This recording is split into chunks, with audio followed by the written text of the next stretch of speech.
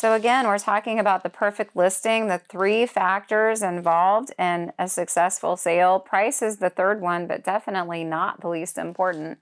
Location and condition and price all work together in harmony to create that perfect listing that sells. And again, like we talked about earlier, the condition doesn't even have to be perfect, but all 3 of these things have to make sense and work together. They're like a tripod. If one of the legs is too short, if you're off, it's going to fall over. So we want to make sure when we talk about the perfect listing that all 3 of these factors are in harmony. And again, price is not the least important. It's not third because it's the least important. It's actually the most important because you take into account the location and the condition of the property when you look at the price. So when I look at a house, I'm looking at the condition, I'm considering the location, and I've predetermined a range for your home by the time that I do the listing consultation. So I don't walk in blind, I walk in armed with information, and I have a range in my head for where your house should be positioned.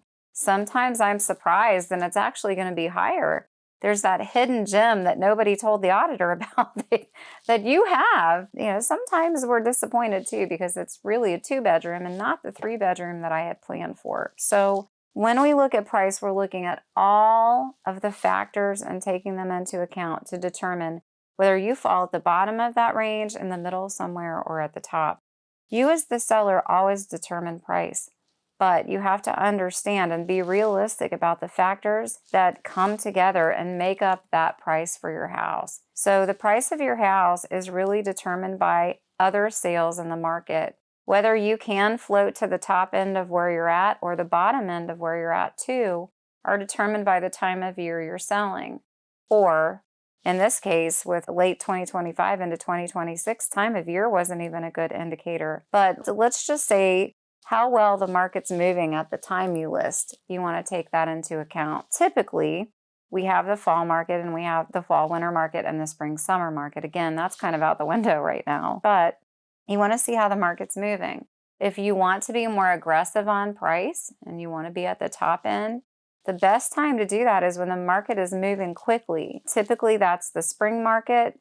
We have great activity in March, April, and May, and you can be a little more aggressive when it comes to that price. Again, if you're overpriced, the buying public's way too smart for that. They will not fall for that. They have a pretty good understanding with all the technology and the tools at their disposal. They have a pretty good idea of where that house should be. So again, just keep in mind that the house needs to be priced according to the movement of the market. It needs to be priced according to the condition of the property, and you need to determine location. So again, you can price that house high when the market's moving better. Don't go too high. Be in striking distance of an offer. And your agent, your real estate professional, should be able to arm you with the information to price it just perfectly so that it hits. If you're in a slower market, normally for me, that's after the 4th of July is where I believe that starts, then you want to price more toward the bottom of that range, believe it or not, because you want your house to sell quickly. The goal is to get it under contract within the first week. I love the first 72 hours. You've heard me say that before, but you want it under contract within the first week so that your money is made on the front end. Otherwise, you're going to be chasing people down. Price is really, really important. So know your time of year, know your condition that we discussed before, and know your location, not just on a macro level, but on a micro level. Do you risk death backing out of your driveway in your fabulous space? I mean, that comes into play when we're talking about price. If you're a seller, also consider that your price, your comparable sales that you're using to price your home usually do have your equity involved in that, your selling costs wrapped up in that, and commission wrapped up in that as well. There are a lot of people who think that when they price their home, all of that should just be theirs. That's not true. As a seller, you get the convenience of wrapping up your selling costs and the commission into your end. And that is reflected in every comparable sale that's pulled from MLS. So just keep that in mind as well, and you'll be okay. Be realistic when you price. Take the blinders off. If you have a good agent, they'll help you remove those blinders.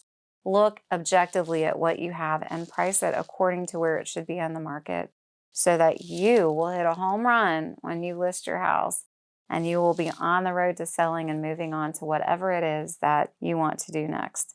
If you have questions about price or any other real estate related topic, you can reach out to me by phone, text, email, or private message. And if you're watching on YouTube, click subscribe. Thanks. Bye.